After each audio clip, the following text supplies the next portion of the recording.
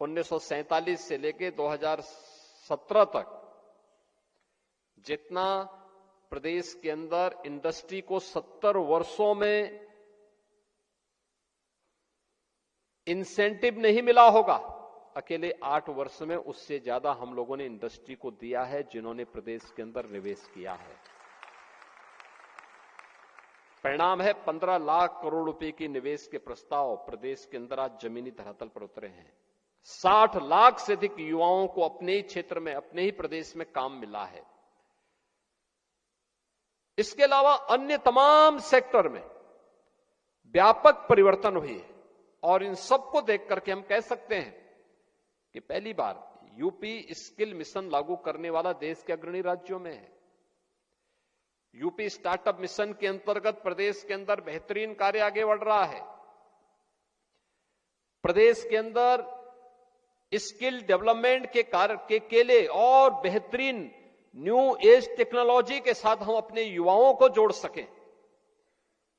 आज की डिमांड क्या है? आर्टिफिशियल इंटेलिजेंस की है, इंटरनेट ऑफ थिंग्स की है, रोबोटिक टेक्नोलॉजी की है, ड्रोन टेक्नोलॉजी की है। यूपी के नौजवानों के लिए दुर्लभ था। हम लोगों ने टाटा टेक्नोलॉजीज के साथ बातचीत की। आईटीआई में इससे संबंधित पाठ्यक्रम और इससे संबंधित वर्कशॉप ही नहीं बल्कि वहां पर हम लोगों ने उससे संबंधित लैब्स स्थापित करवाई और आज उनकी बेहतरीन ट्रेनिंग का मंचो बना है। हब एंड स्पोक मॉडल पर युवाओं को तैयार किया जा रहा है और इस नई चुनौती के लिए नए समय की टेक्नोलॉजी को अपनाने के लिए यूपी के नौजवानों के लिए प्लेटफॉर्म उपलब्ध करवाएगा। क्या परिणाम है? आज यूपी के नौजवानों की मांग दुनिया के तमाम देशों में हो रही है। याद करिए, जो नौजवान यहां से दुनिया के तमाम देशों में गए, वहां पर उनके लिए प्रारंभिक चरण में उनकी ट्रेनिंग की एक चैलेंज थी। हमारे सामने चीजें आती थी कि दुनिया के अंदर मांग इस नई टेक्नोलॉजी के तहत उस प्रकार की वर्कफोर्स की है, तो उस प्रकार की वर्कफोर्स को तैयार करना, उसकी ट्रेनिंग देना। लैंग्वेज की प्रॉब्लम होती है तो लैंग्वेज के बारे में दिखाना, उनके बारे में उसको बताना। अगर वह जर्मन जा रहा है तो उसको जर्मन भाषा के बारे में जानकारी होनी चाहिए। फ्रेंच जा रहा, फ्रेंच की जानकारी होनी चाहिए। स्पेन जा रहा है, स्पेनिश के बारे में उसको जानकारी होनी चाहिए। जापान जा रहा है, जापानीज के बारे में उसको जानकारी होनी चाहिए। अगर वह दुनिया के किसी भी अन्य देश में जा रहा है, उस देश के अनुसार उसको ट्रेनिंग, वहां की भाषा के अनुरूप उसको ट्रेनिंग देने का कार्यक्रम और भाषा के अनुसार ट्रेनिंग देने के कार्यक्रम के साथ राज्य सरकार ने जब इसको जोड़ा, बड़े पैमाने पर उत्तर प्रदेश का युवा आज उस कार्यक्रम के साथ आगे बढ़ रहा है। और उत्तर प्रदेश के अंदर स्वयं भी हम लोगों ने अपना स्वयं एक कॉरपोरेशन हम गठित कर रहे हैं युवाओं के लिए। कोई भी युवा जो यूपी के अंदर कार्य करेगा उसको न्यूनतम मजदूरी देने की गारंटी, न्यूनतम वेतन देने की गारंटी देने वाला राज्य बन रहा है उत्तर प्रदेश।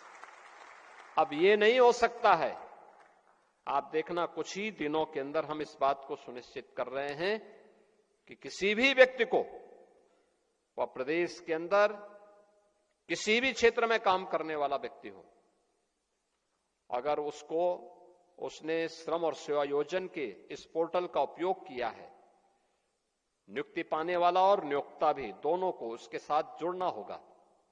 और ये सुनिश्चित किया गया है कि कोई भी नियोक्ता इस चीज को सुनिश्चित करेगा कि वह उस कार्मिक को पूरा वेतन उपलब्ध करवाएगा।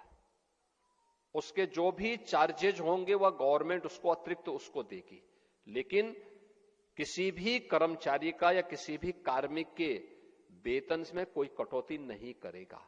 और यह व्यवस्था हम उसके माध्यम से सुनिश्चित करने जा रहे हैं, एक बेहतरीन व्यवस्था जिससे किसी भी युवा का शोषण न होने पाए। और यह व्यवस्था हमारे कॉरपोरेशन के माध्यम से, जो श्रम और सेवा योजन विभाग के माध्यम से बहुत जल्दी इसको हम आगे बढ़ाने जा रहे हैं।